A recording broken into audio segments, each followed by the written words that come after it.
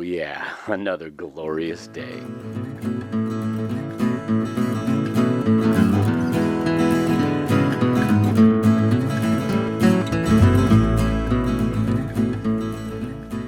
Hey YouTube, it's your beekeeper here on this beautiful Sunday morning, the first sunny day we've had in about 6 days. And believe me, I'm not complaining about the rain. We need every drop we can get.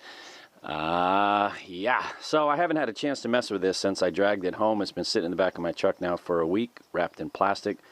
And what we're going to do today is we're going to take a closer look at this almost free log splitter. And if you see what's down here, I don't know if let me pan down here. This is a 1948 Farmall Cub belly mower. I had grand plans to hold on to this thing for the 1950 Farmall Cub that I have. But truth be told, that's like a 5-year project at minimum before I tear that thing off to restore it. And then it's time to restoration of that. And then I just, you know what, I changed my mind. I don't want to sit on it. If anybody's got a Farmall Cub, you're looking for a belly mower, let me know. This one's off of 48. I may have said 47, but this one's actually off of 48. But it'll fit all that first gen Farmall Cub belly mower. All the parts are there, all the pieces are there. It's in remarkably good shape. If you need it, want it, let me know, we'll work it out. But back to the matter at hand. Got my old school fidget spinner. You guys know what that is? It doesn't work very well. These crazy kids, I don't know what they see in these little fidget spinners, but this is something we'll talk about in just a minute. But before we do that, let's get this thing unloaded.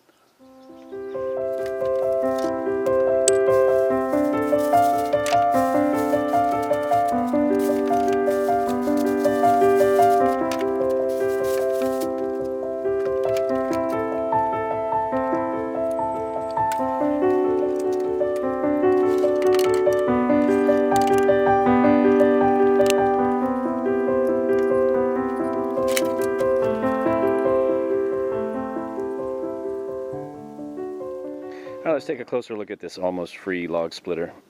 First of all, yes, it was a rental unit. United Rentals. The guy, oh maybe that's a data tag. No, it's caution. The guy I bought it from gave me some paperwork from when he bought it from United, when it was a rental that they pulled out of service. I guess they went bigger, fancier. But this is exactly what I was looking for. I didn't want anything too expensive, first of all, because you leave stuff in rural property, and if they're too expensive, they might grow legs and walk away, and I wouldn't want that. But I'm literally into this for just a smudge over scrap value. As I mentioned in the previous video, he couldn't get the thing started. He advertised it that it ran, but it had a rod knock.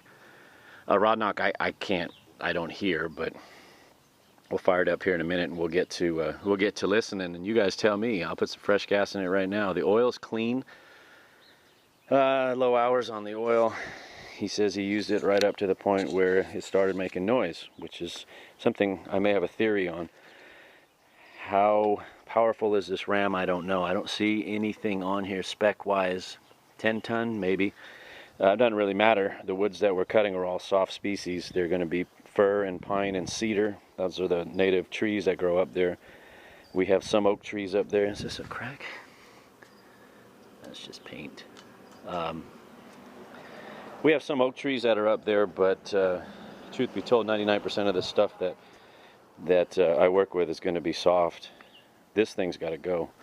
I know the shadows are horrible, but this old shifter's got to go. I'm thinking I'm going to take this lever off. It's bent here or something, and then make my own knob on the end of that. But first things first, a little juicy. Let me try tightening that. We're going to take it to the squirt booth. That's what I'm going to do. Take it to the squirt booth. Oh yeah, in the beginning of this video you saw the fidget spinner. $5 part from Grainger. Look at this. I know you can run these without these inserts, these spider inserts, but this one doesn't have the insert in here.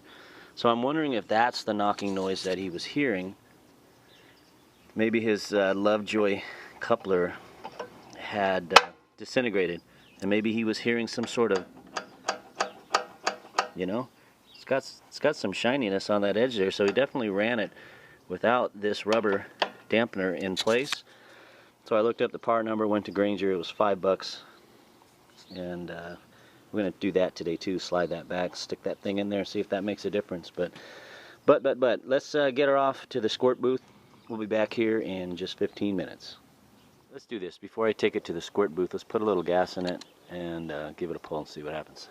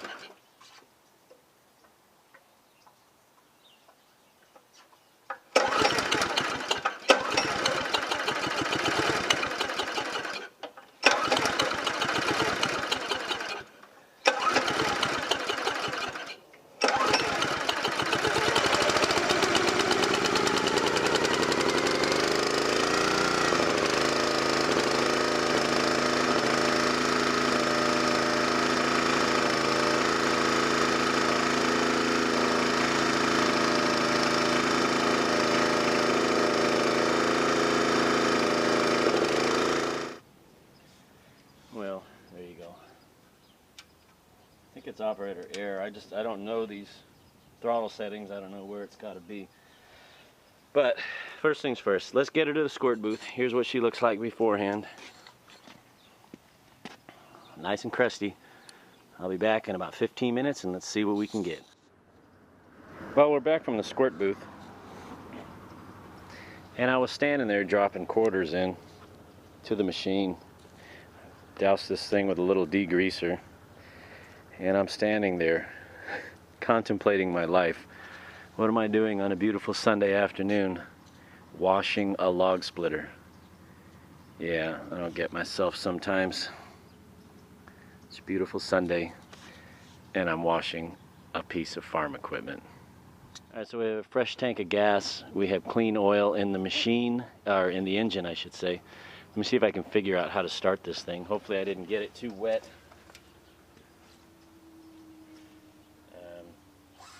Fuel on, choke off, full throttle.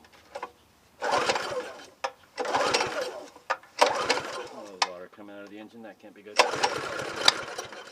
Choke off.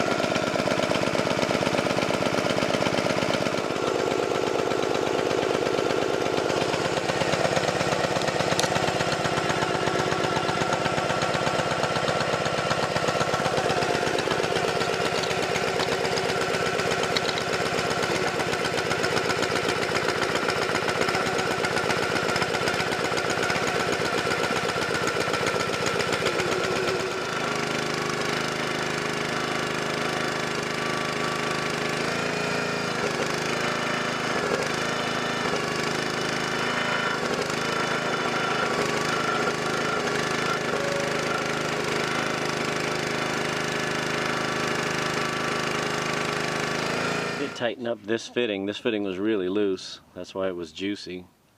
Well, really loose. It was loose enough to create weeping. So I got a couple wrenches and I tightened that fitting up and it seems to be doing just fine. Yeah. Let's go ahead and put a new fidget spinner in here and let's see if that makes any difference. I don't hear any noise in this engine. Even at idle, I don't hear anything clunking around at idle. Although it's weird because it is under some sort of hydraulic load even at idle. But I don't hear any engine noises. I do hear that it's under load. That's about that. So at this point, I think all I'm going to do, I was going to change the spark plug. I did change the oil and I have checked the valve clearance. Our valve clearance is good. Yeah. See? It's Sunday.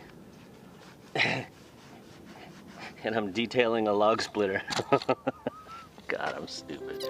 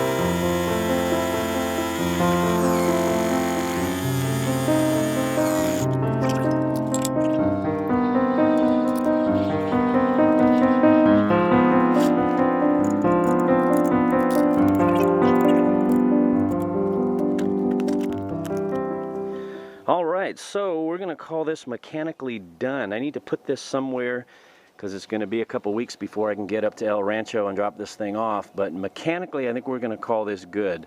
The tires hold air. I didn't have to do anything to them. That right one was replaced recently, quote unquote. This one does have some cracked sidewalls, but it's not a big deal. It holds air.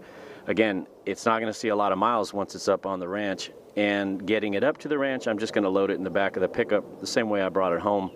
It doesn't make any sense to tow it a couple hundred miles on the highway when I can just throw it in the back of the pickup and avoid any trouble I may have. And then, like I said, once I get up there, it's not really going to put any miles on it. You know, if we decide to split the rounds out in the woods, we can do that. Otherwise, it's going to pretty much sit in the woodshed and get used a couple times a year, maybe only once a year. What's left to do on this thing? Potentially, I could change the oil filter. I may or may not. It's a Napa 1551. It's the part number. You see it's pretty faded, so I was able to read it now, so I wrote it in a lumber crayon on top. I have it for video evidence, the Napa 1551, in the event.